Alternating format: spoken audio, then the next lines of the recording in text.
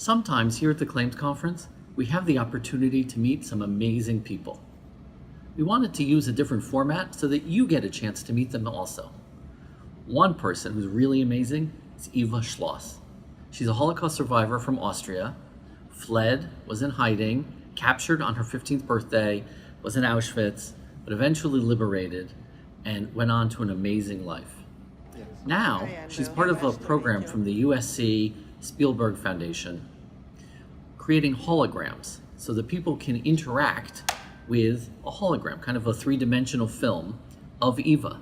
She can tell her story, you can even ask her questions. To document this process, the Claims Conference helped fund a film called 116 Cameras. I hope you enjoy my conversation with Holocaust survivor Eva Schloss. Can you take us back to your childhood and your experience during the Shoah? I know you were born in Vienna. Correct, yes. Yes, and of course Hitler marched in uninvited, and the Austrian population changed immediately. So this is really, anti-Semitism, we didn't notice it, but as soon as Hitler came, it was obviously dormant there and it came to the surface. Do you remember, did you have non-Jewish friends? Yes, very much, and we went to an ordinary school, and there was actually no discrimination. They suddenly turned on us, just from one day to the next. As soon as Hitler came in, they became even worse anti-Semitic than the Germans. I write this in my book. I went after school to my best Catholic friend, and the mother, when she saw me, she looked really furious at me and said, "We will never want to see you here again." And she slammed the door in my face. That was the first time I'd really experienced anti-Semitism. And I went home crying, and I said to my mother, "We didn't have a quarrel, what's going on?" And my mother said, "Well, this is how life for Jewish people will be now." At the time of the Anschluss, you were living in Vienna? Correct, yes. But we were lucky, few members of our family, we were lucky to get out, but we lost really most of our family. But we were able to get out, and we ended eventually in Amsterdam. And there, of course, I met the Frank family, including Anne Frank. And how did you meet the Franks? We lived opposite, kind of open space. And all the children came out to play after school. And Anne and me, we were both 11 when we met. And we became friends. Eventually you go into hiding. And where did you hide?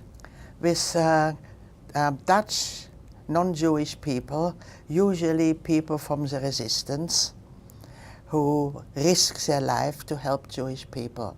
And eventually, after 2 years being in hiding, we were betrayed by a Dutch nurse who pretended she was a member from the resistance, but she was really working for the Nazis. Wow. And then you were deported to? Auschwitz. And how long were you there?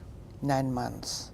Until you were liberated by the Russians. In January. That was really why I'm still sitting here, because I would not have made it till well, certainly not till May, till the end of the war, but not even like Anne Frank. She was taken from Auschwitz to Bergen-Belsen.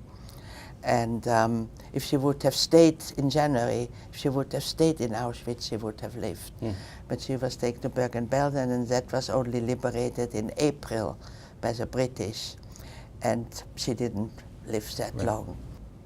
For decades after liberation, you didn't speak about this, and you certainly not publicly. Not even in my family. Not for 40 years I didn't speak. And what changed? In 1986, the first Anne Frank exhibition, a traveling exhibition, came to London. And of course, my mother and me were invited. My mother married Otto Frank, by the way, but she was 17 years younger than he, and he died in 1980, 90 years old. So my mother stayed with us, and we were invited to this exhibition.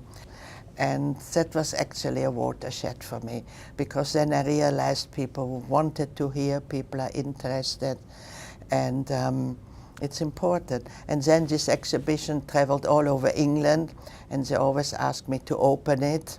which I asked my husband to write the speech for me because, you know, I always had to take a tranquilizer. And it was really difficult, you know. Recently, you got a call about being, I don't know, a movie star and a hologram, right? Yeah, exactly. So what do you think of that? I thought it was really a very important thing to do because I know many of my Holocaust friends have died already, and I'm getting on, and you know, it's sort of a worry who is going to take over when we are not around anymore. What happened when you arrived at Auschwitz? Men and women were separated, so people clinged to each other and cried, and really, really horrible.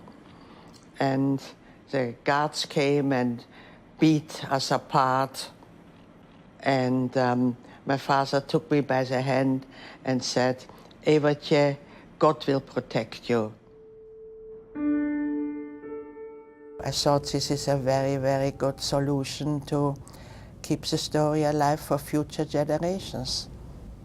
Thank you very much. I really appreciate you spending time with us, with telling your story, and particularly taking on this project, which I think will have an impact for, I don't know, decades and decades to come. Yeah, well, hopefully in the future. Yes.